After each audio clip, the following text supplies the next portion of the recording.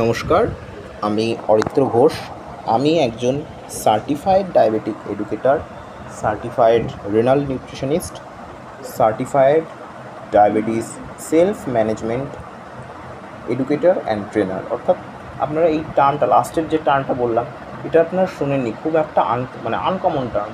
আপনি নিজের ডায়াবেটিস কী করে নিজে ট্রেন করবেন, আপনি নিজের ডায়াবেটিস কী করে নিজে ম্যানেজ করবেন, সেটা আমি আপনাকে আজকে শেখাবো বা বলবো। সেটাই আমার জব বলতে পারেন। যাই হোক, বেশি কথা না বলে আজকের আলোচনায় ঢুকি। একজন পেশেন্টকে, সেটা টাইপ 1 হতে পারে, টাইপ 2 হতে পারে, বা আদার টাইপস অফ ডায়াবেটিক পেশেন্ট হতে পারে, তার ফাস্টিং ব্লাড গ্লুকোজ, অর্থাৎ খালি পেটে তার ব্লাড গ্লুকোজ হওয়া উচিত 80 থেকে 120-র মধ্যে। ঠিক আছে, 80 থেকে 120-র মধ্যে হওয়া উচিত। আর খাওয়ার 2 ঘন্টা পর পিপি হওয়া উচিত 140 থেকে 180 মিলিগ্রাম পার ডেসিলিটার। এই ইউনিটটা আমি আগেরবার বলিনি, মিলিগ্রাম পার ডেসিলিটারের মধ্যে। ওকে, এইবার একজন ডায়াবেটিক পেশেন্ট, তিনি তার যখন ফাস্টিং ব্লাড গ্লুকোজ মাপছেন, তার আগে, ফাস্টিং ব্লাড গ্লুকোজ মাপার আগে তিনি লাস্ট নাইটে যে ডিনার করেছেন, তারপরে 6 থেকে 8 ঘন্টা গ্যাপ দিয়ে তারপরে তিনি সকালবেলা খালি পেটে তার ফাস্টিং ব্লাডটা আমাদের ল্যাব, যে ব্লাড কালেক্টর, ল্যাব থেকে যারা ব্লাড কালেক্টর দাদা বা ভাইয়েরা আছেন তাদের কাছে দেন। তারপরে তার ফাস্টিং ব্লাড গ্লুকোজটা এস্টিমেট হয় কত আছে। তারপরে যারা পিপি করেন, ব্লাড গ্লুকোজ যারা পিপি করেন ল্যাব থেকে, তাদের যেটা নিয়ম, অনেকেই বলেন স্যার মানে মাপবোটা কখন, পিপিটা মাপবোটা কখন, পিপিটা মাপবো আমি কখন, খাওয়ার 2 ঘন্টা পর, মানে খাওয়া কি যখন শেষ হলো তার 2 ঘন্টা পর, নাকি আমি যখন খেতে বসলাম আমার প্রথম গ্রাস শুরু করলাম তার থেকে, সেই টাইমটা থেকে 2 ঘন্টা।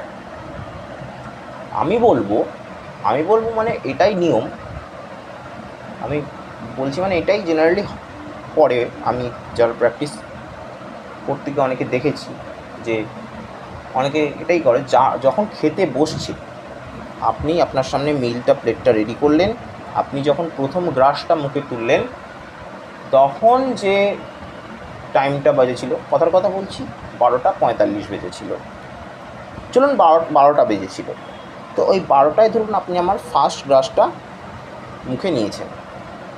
আপনি তাহলে ব্লাড গ্লুকোজ মাপবেন ঠিক 12টা থেকে 1টা, 1 ঘন্টা, 1টা থেকে 2টো, অর্থাৎ দুপুর 2টোয় আপনি আপনার যে ব্লাড কালেক্টর দাদা বা ভাই, তাকে আপনি বলবেন আপনি 2টোয় আসুন, 2টোয় আমার ব্লাডটা এসে নিয়ে যান। ওকে, এইটা হলো ব্যাপার। এবার নেক্সট যেটা, সেটা হচ্ছে যে HbA1c। HbA1cর ব্যাপারে আমি এটাই বলবো যে HbA1c এডিএ গাইডলাইন অনুযায়ী 7-এর নিচে থাকা দরকার। এবার একজন type 2 diabetic patient, type 2 diabetes যেহেতু ইরিভার্সিবল, টাইপ 2 ডায়াবেটিস যেহেতু রিভার্সিবল, সেই জন্য আমি অনেক ক্ষেত্রে দেখেছি যে 7-এর নিচে HbA1c আমি রাখতে বলি, 6.4, 6.5 এরকম থাকলে আমি বলি ঠিক আছে, কোনো অসুবিধা নেই। ওকে, 5.9, 5.9, 6 কোনো অসুবিধা নেই। মোর দ্যান মানে টু মাচ গুড। আর যদি 5-এর নিচে থাকে তো এনাফ। আমি বলবো নন ডায়াবেটিক মানে আপনি খুব ভাগ্যবান মশাই, কোনো অসুবিধা নেই। কিন্তু যাদের টাইপ 1 আছে, আমি ওটা প্র্যাকটিস করতে গিয়ে দেখি টাইপ 1দের ক্ষেত্রে ম্যাক্সিমাম দেখি 7, 8 এরকম, ওদের কী বলুন তো, 7, আমি যদি একটা রেঞ্জ বলি, 7 এসছে ভালোই, আমি এটা ধরি, কারণ ওটা তো অটো ইমিউন ডিজিজ, ওটা রিভার্সিবল যেহেতু নয়, সেই কারণে আমি যদি 7 যদি ধরি, খুব বেশি হলে 6.5 6.4, ঠিক আছে, কোনো অসুবিধা নেই। আবার খুব বেশি নামাতেও বারণ করি বাচ্চাগুলোকে, যে তোদের বাবা হাইপো হয়ে যাবে, তোরা বেশি নামাতে যাস না, বেশি কন্ট্রোল করতে যাস না। হ্যাঁ, এবার ধরুন এক্সেপশান তো থাকতে পারে, এক্সেপশান তো মানে এটা তো নিয়ম না, এক্সেপশান সব ক্ষেত্রেই যেমন আছে এই ক্ষেত্রেও আছে, এক্সেপশান থাকতে পারে। এবার ধরুন কারোর ব্লাড গ্লুকোজ লেভেল বা HbA1c, sorry HbA1c 5 point something, 5.5, তার টাইপ 1, সে নন ডায়াবেটিক হয়ে গেছে, কিন্তু তাকে ইনসুলিন চালাতে হবে, কারণ সে টাইপ 1 দিয়ে কিন্তু ইনসুলিন বেরোয় না আইলেস অফ ল্যাঙ্গারেন্স থেকে। তাই বলবো ঠিক আছে, কোনো অসুবিধা নেই, তুমি ইনসুলিনটা চালাও, তুমি তোমার মিলে কার্বোহাইড্রেটটা ব্যালেন্স করে খেও, কারণ যাতে তোমার হাইপোটা যাতে না হয় সেটা তুমি দেখো। ওকে, এরপরে যেটা আমরা জানবো সেটা হচ্ছে যে সিজিএম, গ্লুকোমিটার, কয়েকটা জিনিস সম্পর্কে জানবো। সিজিএম হচ্ছে একটা ছোট্ট মতো ডিভাইস যেটা আপনার হাতে লাগানো থাকবে, এবং সেই হাতে লাগানো ডিভাইসটা আপনাকে বলবে যে আপনার 24/7 ব্লাড গ্লুকোজ ট্র্যাক করতে আপনার সাহায্য করবে এই ছোট্ট ডিভাইসটা। যখন আপনার হাইপো হয়ে যাবে তখন ও আপনাকে tick tick tick tick tick tick tick tick করে একটা অ্যালার্মিং টোন দেবে যে আপনার হাইপো হয়ে যাচ্ছে দাদা ভাই, আপনাকে কিছু খেতে হবে।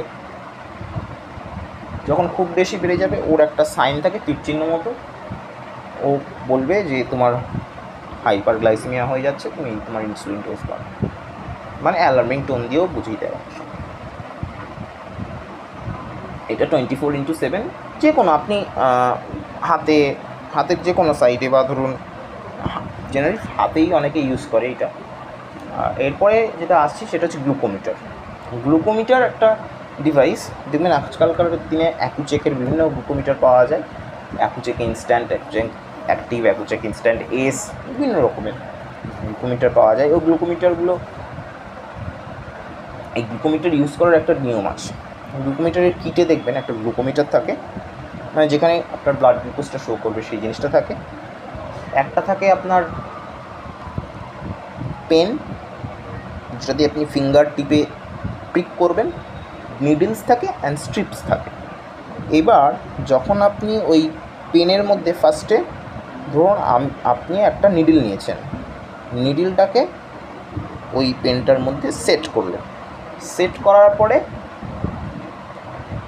একটা needle max two max 3 bar use করতে পারেন, কোনো অসুবিধা নেই, 3 টাইমস ইউজ করতে পারেন, 3 বার ইউজ করতে পারেন। এবার ওই ইয়েটা নিয়ে, পেনটা নিয়ে আপনি আপনার আঙ্গুলের মাথায় টিপ করবেন। টিপ করার পরে বেশি চাপ দেবেন না, মানে ধরুন একটা জায়গায় আপনি বারবার ফুটিয়ে যাচ্ছেন, ওটা করবেন না, একবারে প্রিক করবেন, তাতে যেইটুকুনি ব্লাড বেরোলো, বেরোনোর পর আপনি ওটা ব্লাডটা বেরোনোর পরে ওটাকে দিয়ে দিলেন ইয়েতে, স্ট্রিপের মধ্যে। তারপরে আপনার যে ব্লাড গ্লুকোজ লেভেল, কথা বলছি 130, 156, 150, 160 যাই আসুক mg/ডেসিলিটার, সেটা আপনাকে শো করবে। এখন তো বিভিন্ন রকম blood glucose level, blood glucose glucometer পাওয়া যায়। অনেকে আবার এখন দেখি ইউজ করে যে your blood glucose level is 160 mg/ডেসিলিটার, মানে অর্থাৎ ওই যাদের দেখুন মানে যারা দেখতে সমস্যা আছে, যাদের একটু চোখের সমস্যা আছে, তাদের ক্ষেত্রে এটা খুব কমফোর্টেবল। এবার ধরুন যাদের সিজিএমএস চার্ট, যেটাকে আমরা বলি continuous glucose monitoring, self glucose monitoring যে চার্ট, এসএমবিজি চার্ট, যেটা, সেই এসএমবিজি চার্টটাকে নিয়ে আজকে একটু বলি। আপনার 7 টাইমস আপনার এসএমবিজি করার নিয়ম, একটা ফাস্টিং, একটা বিফোর ব্রেকফাস্ট, একটা ব্রেকফাস্ট পিপি, একটা হচ্ছে বিফোর লাঞ্চ, একটা হচ্ছে লাঞ্চ পিপি, একটা রাত্রিবেলা খাওয়ার আগে, একটা মিড নাইট। আশা করি বুঝাতে পেরেছি। কারোর যদি কোনো কোয়ারি থাকে আপনারা নির্দ্বিধায় করতে পারেন, কোনো অসুবিধা নেই। এবার আমি ইনসুলিন নেওয়ার ব্যাপারে বলবো। আপনারা যারা যারা ইনসুলিন নেন, আমি টাইপ 1 টাইপ 2 দুটোর ক্ষেত্রেই বলছি, আপনারা যারা সিরিঞ্জ ইউজ করেন, পেন ইউজ করেন, পেন আমি পেনের ক্ষেত্রে বলছি, পেনটা যেহেতু খুব কমন, একটা সিরিঞ্জ মিনিমাম 2 থেকে 3 বার ইউজ করতে পারেন। একটা সিরিঞ্জ মিনিমাম 2 থেকে 3 বার ইউজ করতে পারেন, তাতে কোনো অসুবিধা নেই। মানে আমি নিডলের কথা বলছি, একটা সিরিঞ্জের নিডল 2 থেকে 3 বার ইউজ করতে পারেন, তারপরে আপনি ওটাকে চেঞ্জ করবেন। যারা সিরিঞ্জে নেন সিরিঞ্জ, আর পেনে যারা নেন, আমি বলবো নাভি থেকে 4 আঙ্গুল ছেড়ে ডান দিকে, বাঁ দিকে, ওপরে, নিচে, যে কোনো দিকে আপনি নিতে পারেন। আমি অ্যাবডোমেনটাকেই প্রেফার করি, কারণ অ্যাবডোমেনে লাইপোডিস্ট্রফি হওয়ার, অর্থাৎ আপনি ধরুন একই জায়গায় ইনসুলিনটা নিতে নিতে নিডল চেঞ্জ করছেন না, দীর্ঘদিন ধরে একই নিডল দিয়ে আপনি ইনসুলিন নিয়ে যাচ্ছেন, নাভি থেকে 4 আঙ্গুল ছেড়ে ওপরে, নিচে, বামে, ডায়ে ঘোরাচ্ছেন, না ঘুরে একই জায়গায় নিয়ে যাচ্ছেন, ডান দিকে নিতে নিতে ডান দিকেই আপনি নিয়ে যাচ্ছেন, এটা করবেন না। তাহলে কী হয়, ওই জায়গাটা একটা লাম্প ফর্মেশন, একটা মানে একটা টিস্যু অফ লাম্প ফর্মেশন হতে পারে। ওকে, তাতে কিন্তু ইনসুলিনটা ভালো করে অ্যাবজর্ব হবে না, আপনার গ্লুকোজ বেড়ে যাওয়ার চান্স থাকবে, হাইপোগ্লাইসেমিয়া হওয়ার চান্স থাকবে, হাইপারগ্লাইসেমিয়া অর্থাৎ গ্লুকোজ বেড়ে যাওয়ার এবং গ্লুকোজ কমে যাওয়ার দুটোরই চান্স থাকবে। এটা করবেন না। সেজন্য আমি বলি ইনসুলিনের যে নিডল সেটাকে ম্যাক্সিমাম 3 দিন ইউজ করবেন। 3 দিন ইউজ করার পরে যারা 4 বার নিচ্ছেন, বা যাদের 3 থেকে 4 বার নিতে হয়, আমি বলবো একদিনেই তো 3 থেকে 4 বার নিচ্ছেন, সুতরাং একদিনে একটা নিডল ইউজ করবেন, কোনো অসুবিধা নেই। আর যাদের প্রিমিক্স, আমি বলবো যাদের প্রিমিক্স তাদের দিনে 2 বার নিতে হয়, একবার সকালে, আমি যতটুকুনি জানি, একবার সকালে, একবার রাত্রে, মানে সকালে খাওয়ার আগে, রাত্রে খাওয়ার আগে। তো যাই হোক, তো এইবার নেওয়া হয়ে গেল আপনার, নিয়ে এবার আপনি ওই নিডলটাকে 3 ডেজ ইউজ করলেন, ইউজ করার পরে ফেলে দিলেন। এই যে আপনার যে লাম্প ফর্মেশন, এটাকে আমরা বলি লাইপোডিস্ট্রফি।